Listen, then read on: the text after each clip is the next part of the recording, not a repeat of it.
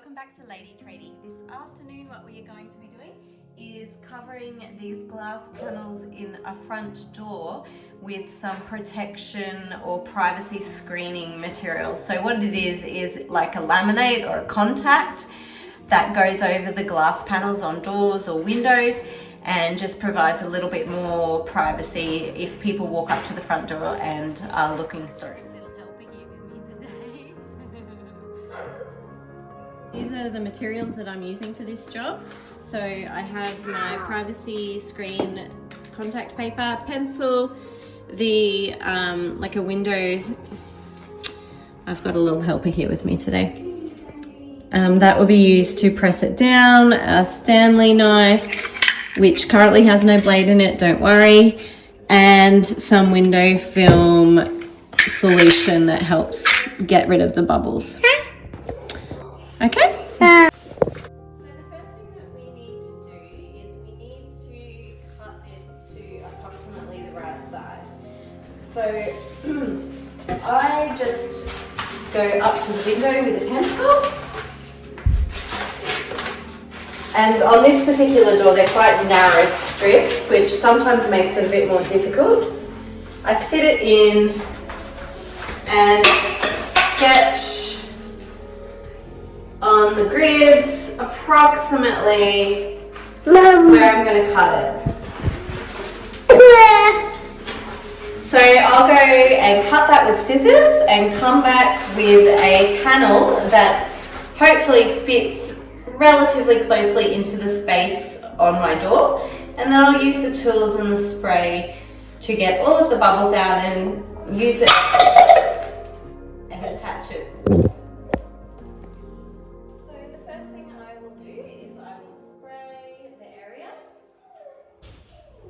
And peel back the paper and use the adhesive side to stick it down. I'm doing this on the inside rather than the outside just because it won't be in the weather so much and hopefully it will last longer. Now obviously you want to do this to a clean window, not a dirty window.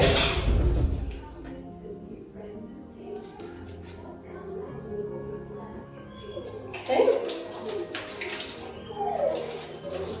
Might be able to hear my dog out there crying out, saying she's hungry for her dinner.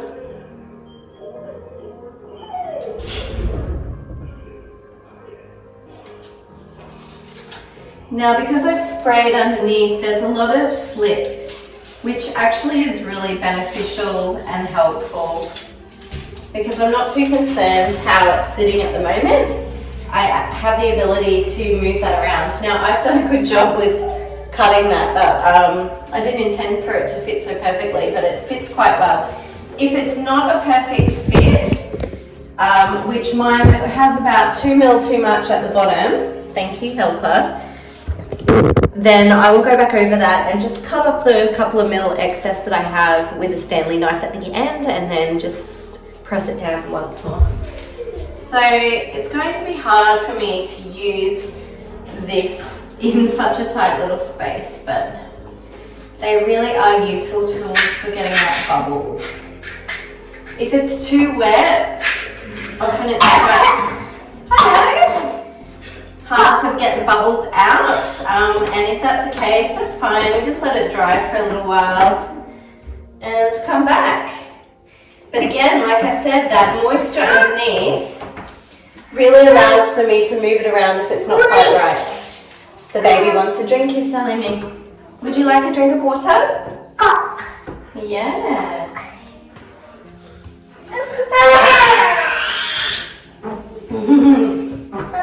Alright, so that's the first panel done. And it's simply just measure, cut and repeat. Now all of my panels are the same.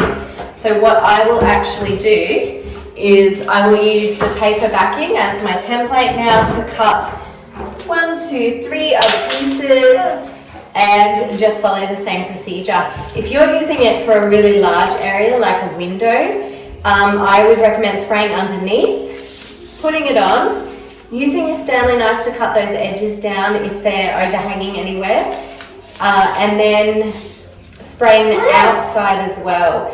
then going back over it and making sure all those bubbles are removed. If it's too moist, come back half an hour later and remove some more bubbles. But you'll find with that spray underneath that it's really a piece of cake, even for a larger size window. I plan on doing some window tinting next, so you'll have to stay tuned or watch the next video to see the window tinting. A little bit more difficult, not as flexible as this material, but effectively the same process. So we'll give that a go next. So if you're happy with this, like and subscribe, and then check out the window tinting that I'll have a go at tomorrow. So just an example, it has gone from this clear looking through those panels to quite opaque. So that's my hand behind there.